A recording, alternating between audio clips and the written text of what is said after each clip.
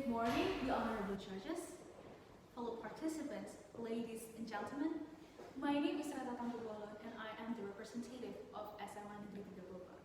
For today's debate, I will be the first speaker of the affirmative.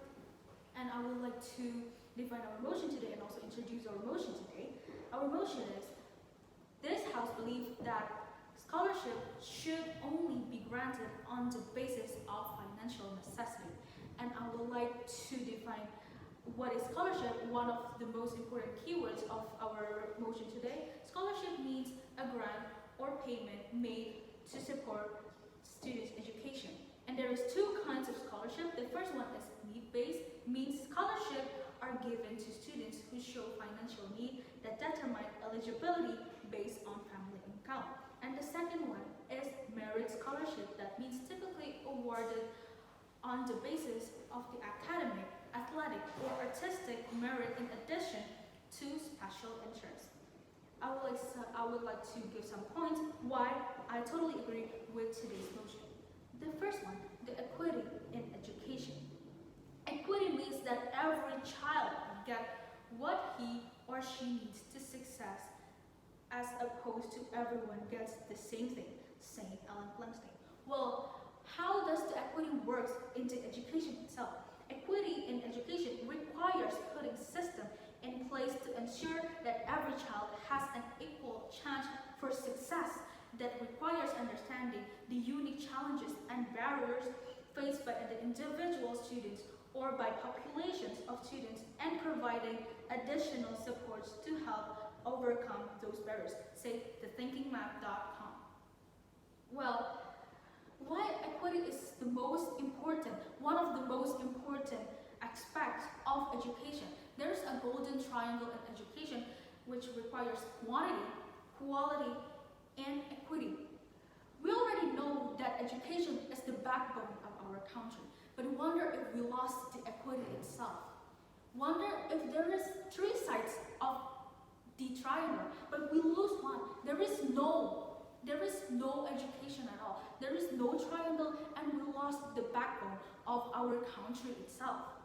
All people have a right to study, but not all people has a privilege to study. So instead of giving scholarship for people that can already afford the tuition, it is better to give the one that needs the money, that needs the right to have a better education. Because why? We're pointing back to the golden triangle, to the backbone of our country. Well, if we say about merit-based scholarship doesn't guarantee that the receiver has a financial problem, has a financially unstable. That's why this doesn't show any equity in education at all.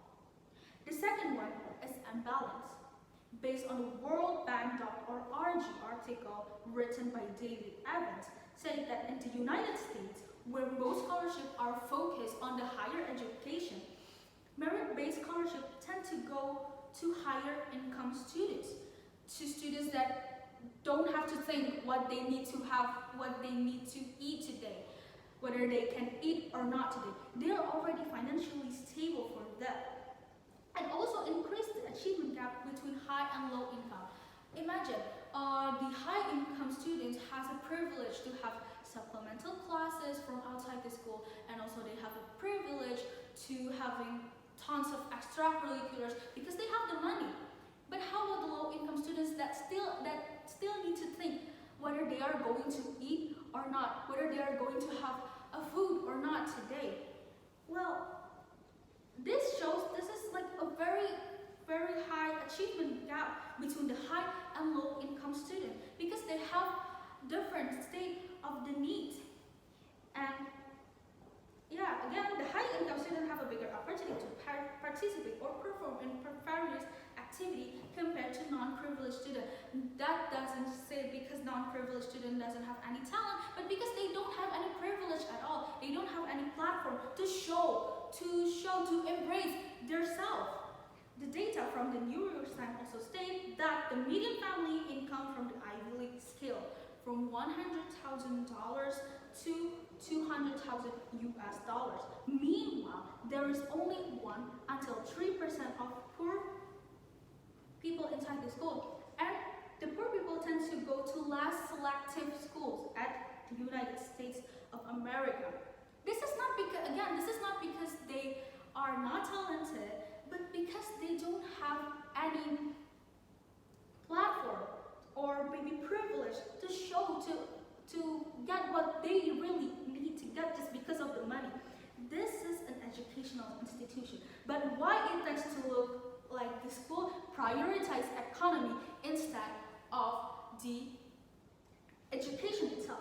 It is such a shame to see an educational institution is tarnished by the imbalance of the social gap. The third one is fixing the national economy.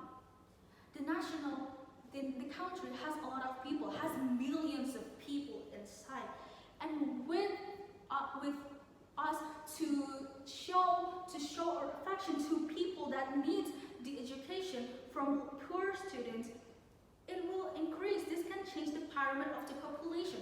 For example, our country, Indonesia, has less workers, and we can construct those pyramids into a better pyramids, into the more productive pyramids, with giving the people that has the ability to build their future to support them. We can build this country to a better society, to giving them money, to giving what they need. Not only economy, but also it can increase the human resources inside. Higher education is important because in academic, it has a lower probability to unemployment. We can live happier because we're guaranteed. There are tons of networking inside the country, and we have a better and a large society, a better society. And also there are tons of better people inside. Imagine if a better future is in the hand of unprivileged students. Will we attain a better society if we still lack of them? What a shame to see our future is not having a significant development because we neglect them just because of the money itself. So again, I would like to conclude my points. Why I totally agree with this motion today. The first one is the equity in education and also those golden triangles to build the backbone of our country. The second one is the imbalance between the high and also low income students. And the third one, this can build a better society, a better country, and a better future for all human resources. Thank you. That's all for my point. Thank you.